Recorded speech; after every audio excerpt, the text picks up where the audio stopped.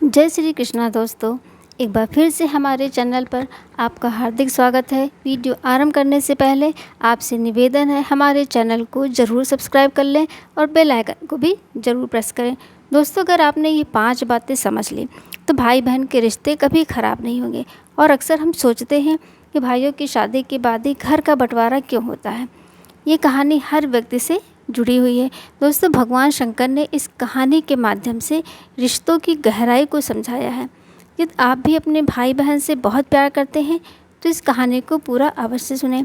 एक बार की बात है, भगवान शंकर से देवी पार्वती कहती हैं, हे स्वामी, आज मेरे मन में कुछ प्रश्न उठ रहे हैं। कृपया मेरे इन प्रश्नों का उत्तर देकर मेरे मन की जिज्ञासा को शांत कीजिए। तब भगवान शंकर कहते हैं, हे देवी, आपके मन में जो भी प्रश्न उठ रहे हैं उसे निसंकोच होकर पूछो। मेरा तुम्हारे हर प्रश्न का उत्तर देना पहला कर्तव्य है। फिर देवी कहती हैं, स्वामी, शादी के बाद भाइयों को बहनें बुरी क्यों लगने लगती हैं? बहनें तो घर की रौनक होती हैं। हर घर का बंटवारा भाइयों की शादी के बाद ही क्यों होता है? तब भगवान शंकर कहते हैं, हे देवी, आज तुमने हर मनुष्य का कल्याण करने वाला बहुत ही अच्छा प्रश्न पूछा है। मैं तुम्हें इसका उत्तर एक छोटी सी कहानी के माध्यम से बताने वाला हूँ, इसलिए पूरे ध्यान से इस कहानी को अंत तक सुनें। कृपया कहानी को आधा अधूरा न छोड़ें। फिर भगवान शंकर कहानी को सुनाना प्रारंभ करते हैं। बहुत समय पहले की बात है, एक जीवन नाम का आदमी था जो अपनी पत्नी और 3 बेटों के साथ एक नदी के किनारे रहता था। जीवन के तीनों बेटों की शादी हो चुकी थी और पूरा परिवार एक साथ सुख शांति से जीवन व्यतीत कर रहा था। एक दिन जीवन की पत्नी ने अपने बेटों से कहा, बेटा, ये ज़मीन और जंगल तुम्हारे पिता के कठिन परिश्रम का परिणाम है। ज़मीन की उपज और जंगल की लकड़ी बेचकर ही तुम्हारे पिता ने इतना बड़ा घर बनाया है जिसमें हमारा सारा परिवार आराम से रह सकता है। उस समय जीवन के तीनों बेटे एक साथ खेत के पास खड़े थे, जहाँ से धान के लहलहाते खेत दिखाई दे रहे थे। फसल कटाई के लिए तैयार थी और पके हुए धान की बालियाँ हवा में झूम रही थी। जीवन का सबसे छोटा बेटा, जिसका नाम रामू था, अपनी माँ से बोला, माँ, आप सही कह रही हो। आज भी मुझे वह दिन याद है। रामू अपने पिता की तरह खेती में रुचि रखता था। उसे खलिहान में काम करना बहुत पसंद था। रामू को बड़ी मेहनत करनी पड़ती थी। उसे मज़दूरों को संभालना, फसल की उपज को इकट्ठा करना और फिर उसके लिए सही खरीदार ढूंढना जैसे सभी कार्य करने पड़ते थे। जीवन के 2 बड़े बेटे भी थे। सबसे बड़े बेटे का नाम श्याम था। उसने ज्योतिषी का काम शुरू किया। फिर इस काम में उसे बहुत सफलता मिली और उसने काफ़ी धन कमाया। दूसरे बेटे का नाम शंकर था, जिसने व्यापार में सफलता प्राप्त की और वह भी बहुत पैसे कमाने लगा। पूरे परिवार में खुशी का माहौल था और किसी को भी कोई कष्ट नहीं था। फिर एक दिन जीवन बीमार हो गया और उसने अपनी पत्नी से कहा, मुझे लगता है कि मेरा समय आ गया है। मुझसे एक वादा करो कि बच्चों के बीच कभी भी ज़मीन जायदाद का बंटवारा नहीं होगा। मैं चाहता हूँ कि हमारे तीनों बच्चे मिलजुल कर रहें और घर में कोई भी भेदभाव ना हो, क्योंकि जिस घर की एकता टूट जाती है वह घर बिखर जाता है। फिर उसकी पत्नी ने वादा किया और जीवन की मृत्यु हो गई। दोस्तों, फिर समय बीतता गया और एक दिन जीवन की पत्नी ने अपने तीनों बच्चों को बुलाया और उनसे कहा, मैं तुम लोगों से एक वादा लेना चाहती हूँ। तुम्हारे पिता की अंतिम इच्छा थी कि तुम्हारे बीच कभी भी ज़मीन जायदाद का बंटवारा नहीं होगा। तुम तीनों भाई और तीनों बहुएं हमेशा मिलजुल कर जीवन यापन करोगे, क्योंकि जिस घर की एकता टूट जाती है वह घर कभी भी उन्नति नहीं कर पाता है। माँ की बात को सुन करके तीनों बेटे कहने लगे, पिताजी की जैसी इच्छा थी, हम उनकी इच्छा के विरुद्ध कभी नहीं जाएंगे और तीनों भाई हमेशा प्रेम से रहेंगे। दोस्तों, अपने बेटों की बातों को सुनकर माँ को बहुत खुशी हुई। सबसे बड़ा बेटा, जिसका नाम श्याम था, वो ज्योतिषी में बहुत अच्छा निपुण था, इसलिए आसपास के लोग उससे कई मामलों में राय लेने आते थे। श्याम का गुजारा बढ़िया तरीके से हो जाता था। वही दूसरे नंबर का बेटा, जिसका नाम शंकर था, वह भी एक बड़ा व्यापारी था। उसकी भी कमाई ठीक ठाक हो जाती थी। वही सबसे बड़ी मुश्किल यह थी, एक जीवन का सबसे छोटा बेटा रामू था। वह बहुत मेहनत करता था, सुबह से लेकर शाम तक खेतों में लगा रहता था, फिर भी उतनी कमाई नहीं कर पाता था जितनी कमाई दोनों बड़े भाई करते थे। तो समय धीरे धीरे गुजरता गया। वही जीवन के 2 बड़े बेटे जो ठीक ठाक कमाई करते थे, वह अपने पिता को दिया हुआ वचन भूल जाते हैं और अपनी पत्नियों के साथ में आराम का जीवन व्यतीत करने लगते हैं। वही सबसे छोटा बेटा रामू कि पत्नी घर पर ही काम करती रहती है, उसे घूमने के लिए नहीं मिलता, ना ही उसे शौक़ करने के लिए कुछ मिलता। जब वो अपने बड़े जेठ और बड़ी जेठानी को देखती है तो उसका हृदय दुखी होता है कि हम तो पिता के वचनों का पालन आज भी कर रहे हैं, लेकिन हमारे बड़े दोनों जेठ और जेठानी ऐशो आराम का जीवन जी रहे हैं। दोस्तों, वही किसान का सबसे छोटा बेटा रामू की पत्नी एक दिन जब बहुत ज़्यादा दुखी हो गई और जब शाम को रामू घर वापस आया तो उससे कहने लगी कि मेरे भाई के यहाँ से चिट्ठी आई है, उसने हमें अपने घर पर बुलाया है, हमारे आपके लिए न्योता भेजा है। कुछ दिनों पहले ही हमारे भाई ने अपना घर बनाया था, उसमें गृह प्रवेश होना है। वह चाहता है कि हम दोनों कुछ दिन के लिए उनके पास रहने आ जाएं। अपनी पत्नी की बात को सुनकर रामू कहने लगा, देखो खेती में बहुत काम करना पड़ता है, मेरे पास में इतना समय नहीं है कि मैं तुम्हारे साथ में तुम्हारे मायके जा सकूं। यदि मैं तुम्हारे साथ तुम्हारे मायके चलूँगा तो खेती का काम खराब हो जाएगा, जिससे सब बर्बाद हो जाएगा। दोस्तों, फिर वो पत्नी तमतमा कर कहने लगी कि ठीक है, हम जीवन भर इसी घर में पड़े रहेंगे, हमारे मन की कोई इच्छा नहीं है। पत्नी को गुस्से में देखकर रामू कहने लगा, ठीक है, मैं ऐसा करता हूँ कि तुम्हारे जाने का इंतज़ाम कर देता हूँ, लेकिन मैं नहीं जा पाऊँगा। फिर उसकी पत्नी कहने लगी, यदि हम जाएंगे तो दोनों साथ जाएंगे, वरना कोई नहीं जाएगा। वही पत्नी की बात को सुन करके रामू कहने लगा, ठीक है, जैसी तुम्हारी मर्जी, जाना है तो जाओ, नहीं जाना है तो मत जाओ। छोटे बेटे की बहू अपने दोनों बेटे जेठ और जेठानी का ऐशो आराम देख करके पहले से ही चिड़चिड़ी हुई थी। कहने लगी, क्या हमने घर के सभी काम करने का ठेका ले लिया है? घर और खेती का काम हम दोनों मिलकर करते हैं और आपके दोनों बड़े भाई आपकी भाभीयों के साथ में मौज मस्ती का जीवन जी रहे हैं। क्या आपने कभी सोचा है कि मेरा भी मन करता है हम भी शौक़ और आराम का जीवन जिए? जब उनको अपना अपना ही करना है, हम दोनों की कोई फ़िक्र नहीं है, वो दोनों बाहर रह कर के मौज मस्ती का जीवन जी रहे हैं, अपने अपने पत्नियों के साथ में चारों ओर घूमने चले जाते हैं और मैं हमेशा इस घर में ही पड़ी रहती हूँ। आप बताओ, क्या ये अन्याय नहीं है? दोस्तों, भगवान शंकर कहते हैं कि हे देवी, अपनी पत्नी की बात को सुनकर रामू की नींद खुल गई और फिर उसकी पत्नी आगे कहने लगी, अब तो मेरी एक बात सुनो, जायदाद के बंटवारे की बात चलाएं ताकि हम लोग अलग रह सकें। यदि हम अलग रहेंगे तो हमको भी अपने घूमने के लिए कुछ समय मिलेगा। इस प्रकार अपनी पत्नी की बात को सुनकर रामू को लगा कि उसकी पत्नी सही कह रही है, मेरा काम मेरे भाई के काम से ज़्यादा महत्वपूर्ण है, मेरी ही वजह से दोनों भाई इतने आराम से जीवन जीते हैं। मैं और मेरी पत्नी नौकरों की तरह इस घर में लगे रहते हैं। दोस्तों, एक दिन जब सभी भाई घर में खाना खा रहे थे तो सबसे छोटे लड़के ने अपनी माँ और भाइयों से कहा कि उसे जायदाद में उसका हिस्सा चाहिए, अब वो साथ नहीं रहेगा। वही अपने सबसे छोटे बेटे की बात को सुनकर माँ को बड़ा झटका लगा। माँ ने कहा, तुम्हारे पिता चाहते थे कि तुम सब मिलजुल कर एक होकर रहो। वही सबसे छोटा बेटा कहने लगा, माँ, मैं अब साथ नहीं रह सकता हूँ। फिर तो दोनों भाइयों ने भी हामी भर दी।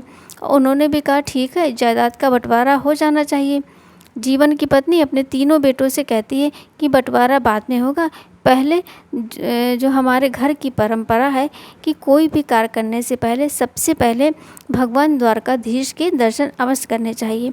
अपनी माँ की बात को सुनकर सभी बेटे तैयार हो जाते हैं और अगले दिन सभी बेटे और पत्नी और माँ के साथ यात्रा पर निकल पड़ते हैं। दोस्तों, मंदिर में दर्शन करने के बाद जब सभी भाई वापस लौट रहे होते हैं तो उनकी माँ ने कहा, बच्चों, मैं बहुत थक गई हूँ और मुझे बहुत तेज़ भूख लग रही है। तुम सभी भी भूखे होगे और बहू को भी भूख लग रही होगी। चलो एक काम करते हैं, किसी अच्छे से स्थान पर बैठकर कुछ खा पी लेते हैं। गांव के बाहर ही एक पुराना मंदिर था और पास ही में खाने की दुकान थी।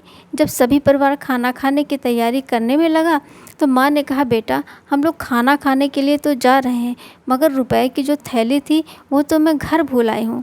अब यहाँ से घर तक जाने के लिए हमें काफ़ी पैसा चाहिए और यहाँ खाना खाने के लिए भी हमें पैसा चाहिए। यदि हमारे पास पैसा नहीं होगा तो ना तो हम घर पहुँच पाएंगे और ना ही हमारा पेट भर पाएगा। अब तो एक ही उपाय है, मैं इन बहू के साथ इसी मंदिर में रुकती हूँ और तुम तीनों भाई एक काम करो, किसी गांव में जाकर कोई काम ढूंढ लो जिससे कुछ रुपए का जुगाड़ हो जाए। तीनों अलग अलग अपना काम करो, तुम जो भी कुछ कमा कर लाओगे उन्हीं पैसों से हम कुछ खा पाएंगे और यहाँ से घर जा पाएंगे। दोस्तों फिर तीनों बेटों ने अपनी माँ की बात मान ली और तीनों भाई अलग अलग दिशाओं में पैसा कमाने के लिए निकल पड़े। चलते चलते किसान का छोटा बेटा रामू जब कुछ दूर एक स्थान पर पहुंचा जहां कुछ लोग गंभीर चर्चा कर रहे थे। रामू ने उनसे पूछा, आप लोग इतने उदास क्यों हैं? क्या बात है? क्या मैं आपकी मदद कर सकता हूँ? लोगों ने कहा, ज़मीन के इस हिस्से में हमेशा पानी जमा रहता है और हम यहाँ कुछ भी उगा नहीं पाते हैं। फिर भी हमें राजा को इसका लगान देना पड़ता है।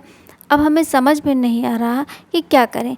तब रामू ने कहा, अगर मैं आपको धान उगाने का तरीका बताऊं तो मुझे क्या इनाम मिलेगा? तब लोग बोले, अगर तुम हमें इस ज़मीन पर धान उगाने का तरीका बताओगे तो हम तुम्हें 200 चांदी की मुद्राएं देंगे। रामू जो बहुत ही कुशल किसान था, उसने लोगों को बताया, गोबर और मिट्टी को मिलाकर घोल बनाओ और उन्हें गीला और नरम रखो। हर गोले में बीज डाल दो और उन्हें सूखने दो। तब गांव वालों ने ध्यान से उसकी बात सुनी और उन्होंने पूछा, इन गोलों का क्या करें? तब रामू ने कहा, इन गोलों को इस ज़मीन में डाल दो। ये गोले ज़मीन पर धंस जाएंगे और बीज भी अंकुरित हो जाएगा। दोस्तों फिर गांव वालों ने रामू के बताए हुए तरीके का पालन किया और उस बंजर ज़मीन में बीज अंकुरित हो गए। तब गांव वालों ने रामू को धन्यवाद दिया और खुशी खुशी उसे 200 मुद्राएं भेंट की। दोस्तों फिर रामू उन मुद्राओं के साथ अपनी माँ के पास मंदिर में लौट आया। दूसरा बेटा शंकर घूमते घूमते एक ऐसे स्थान पर पहुंचा जहां उसने देखा एक व्यक्ति पेड़ के नीचे बैठा हुआ बहुत उदास नज़र आ रहा था। शंकर ने उससे पूछा, आप इतने चिंतित क्यों हैं? क्या मैं आपकी किसी तरह से मदद कर सकता हूँ? फिर वह व्यक्ति बोला, हम 4 भाई हैं।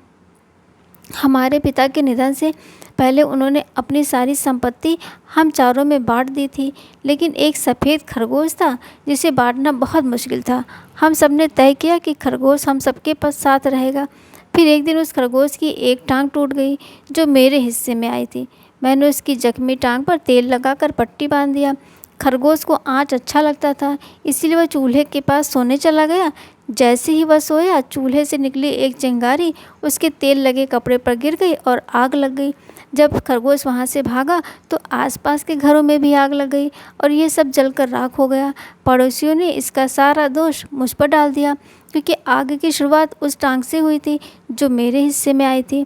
मामला पंचायत तक पहुंचा और पंचों ने कहा कि जिस टांग से आग लगी है वह मेरे हिस्से की थी, इसीलिए पूरा नुकसान मुझे ही भरना होगा। लेकिन मेरे पास इतने पैसे नहीं हैं, अब मैं क्या करूं? इसी वजह से मैं चिंतित हूं।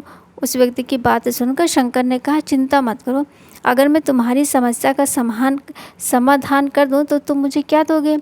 उस व्यक्ति ने जवाब दिया, अगर तुम मेरी समस्या का समाधान कर दोगे तो मैं तुम्हें 400 सोने के सिक्के दूंगा।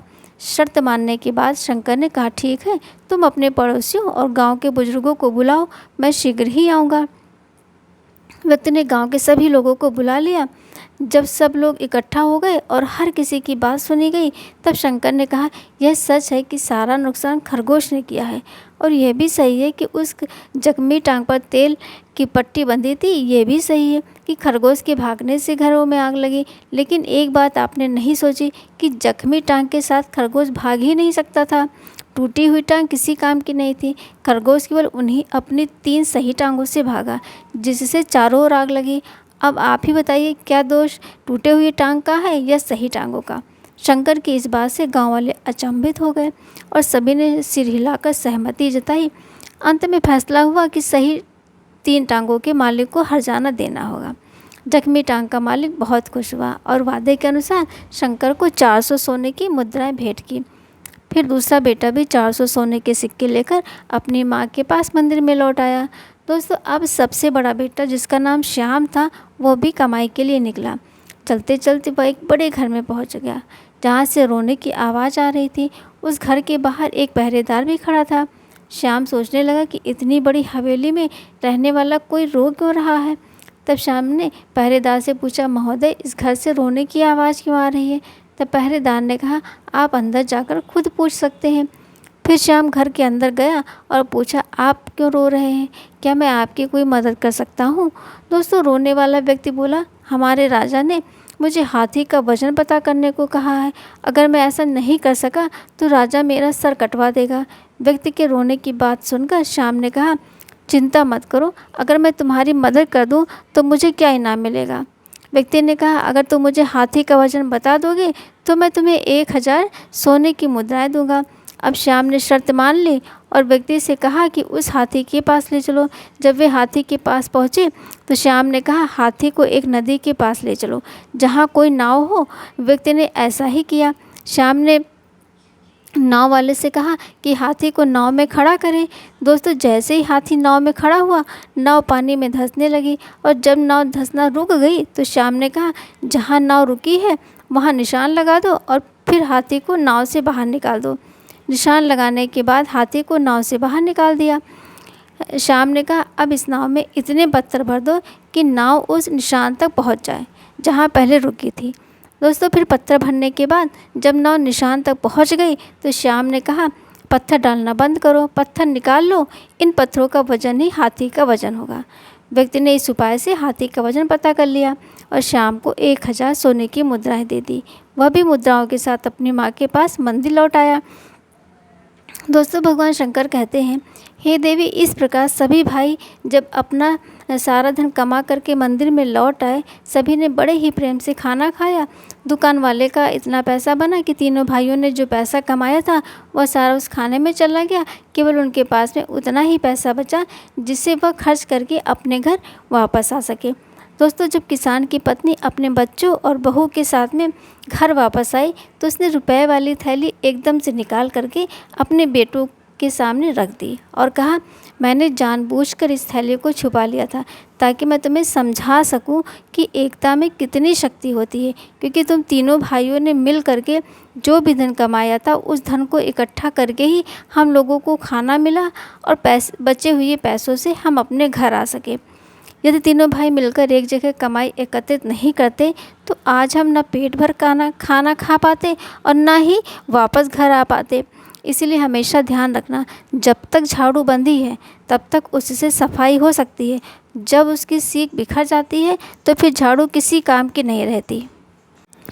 इस प्रकार जब तक तुम तीनों के अंदर एकता का भाव रहेगा तब तक इस घर की उन्नति होती रहेगी और जिस दिन बंटवारा हो गया उस दिन इस घर की उन्नति रुक जाएगी। इसीलिए तुम्हारे पिताजी ने मरने से पहले मुझसे वचन लिया था कि मैं तीनों बच्चों के अंदर कभी बंटवारा न होने दूंगी।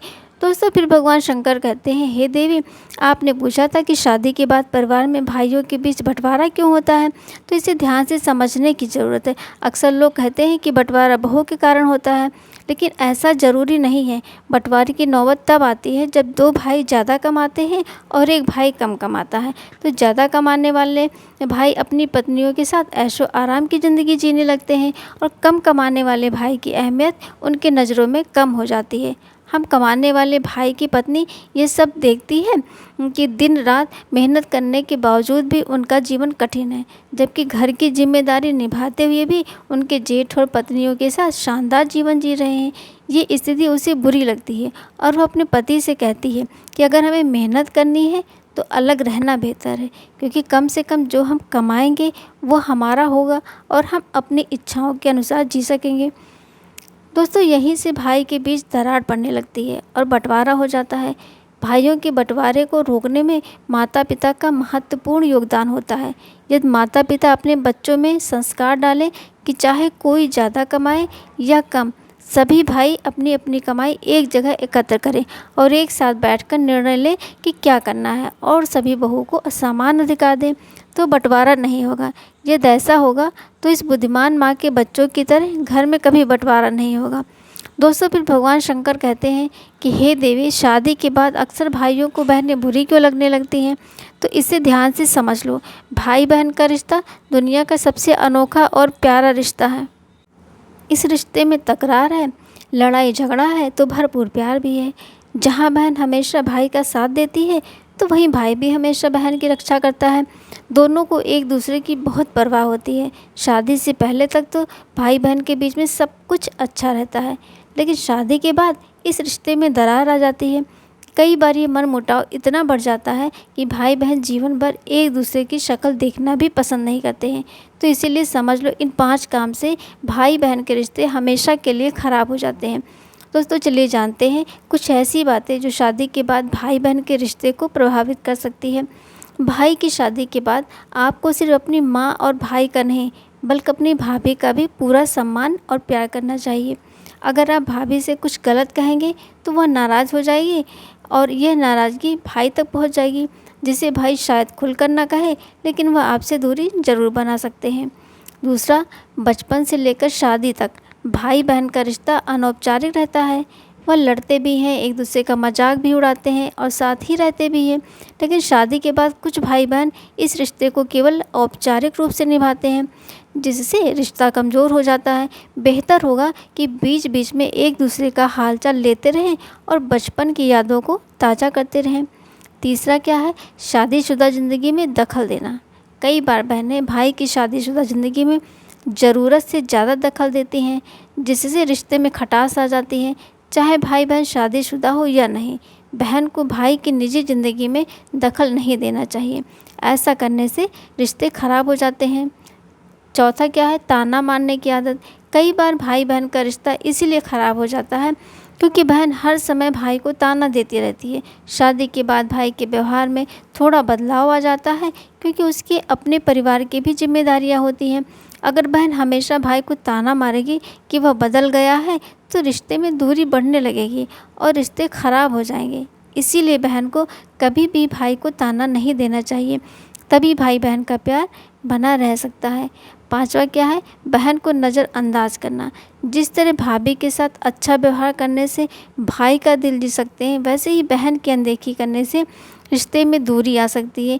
भाई का ये फ़र्ज़ होता है कि वह शादी के बाद भी बहन को उतना ही प्यार दे जितना पहले देता था। अगर बहन की शादी नहीं हुई है तो भी उसकी बातें समझनी चाहिए और अपनी जिम्मेदारियां निभानी चाहिए। दोस्तों, साथ ही ये 5 बातें सभी भाइयों और उनकी पत्नियों को हमेशा गुप्त रखनी चाहिए, जिससे परिवार की एकता हमेशा बनी रहे। ये 5 बातें हमेशा परिवार को टूटने से बचाती हैं।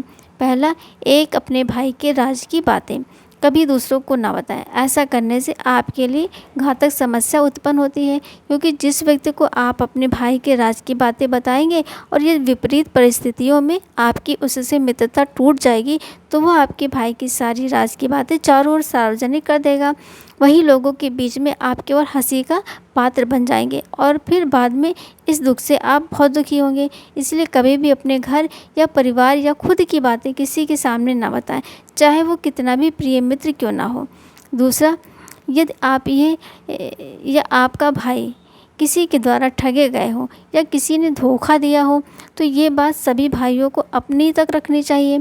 ठगी का जिक्र करने का मतलब है कि आप अपना मजाक खुद ही उड़ाते हैं। यदि आप ऐसा करेंगे तो लोग आपको मूर्ख समझेंगे, इसलिए कभी भी किसी भाई को ऐसा नहीं करना चाहिए। यदि आपके भाई को किसी ने कभी धोखा दे दिया है तो कभी भी परिवार की बातें दूसरों के सामने जाहिर ना करें, इससे भाइयों के बीच में फूट पैदा होती है। तीसरा क्या है, यदि किसी भाई को कभी भी धन की हानि हो या उसका धन बर्बाद हो जाए तो ये बात किसी अन्य को ना बताएं।